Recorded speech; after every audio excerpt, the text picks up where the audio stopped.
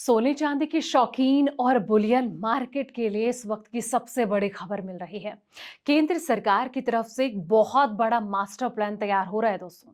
लगातार ये बढ़ रही तस्करी को रोकने और मार्केट को राहत देने के लिए सरकार जो है कस्टम ड्यूटी और टैक्स घटाने पर बेहद ज्यादा गंभीरता से विचार कर रही है।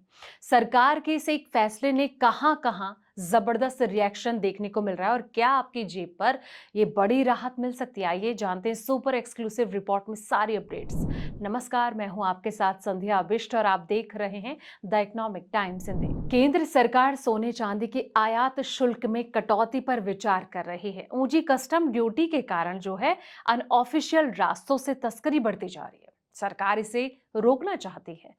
मकसद ड्यूटी की दरें घटाकर तस्करी को हतोत्साहित करना है और साथ ही व्यापारियों को लीगल चैनलों के जरिए आधिकारिक आयात के लिए बढ़ावा देना है ताकि सरकार को रेवेन्यू का नुकसान ना हो दोस्तों।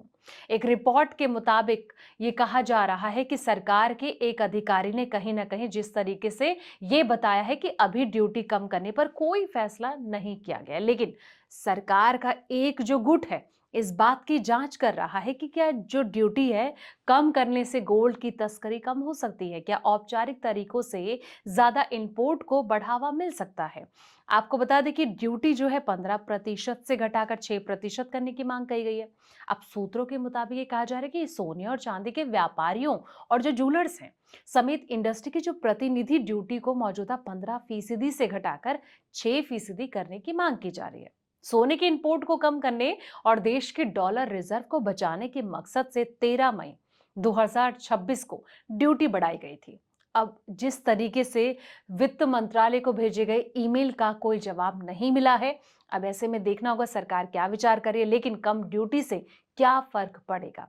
इंडस्ट्री के प्रतिनिधियों का ये कहना है कि कम ड्यूटी से कानूनी तौर पर इंपोर्ट किए गए गोल्ड और अनौपचारिक तरीके से देश में लाए गए सोने की कीमत के बीच का जो अंतर है वो कम हो सकता है। इससे तस्करी के लिए प्रोत्साहन कम हो सकता है। ड्यूटी की दर ऊंची होने से टैक्स चोरी, तस्करी का मुनाफा बढ़ जाता है और इससे ब्लैक मार्केट को बढ़ावा मिलता है। जब सोने चांदी स्मगलिंग में आता है तो सरकार को उस पर मिलने वाला जो पूरा कस्टम ड्यूटी है वो टैक्स जीरो हो जाता है। अब सोने के सबसे बड़े आयातकों में से एक भारत माना जाता है। भारत जो है सोने के सबसे बड़े इंपोर्टर्स में से एक है। हर साल ये लगभग 700 से 800 टन सोना इंपोर्ट करता है।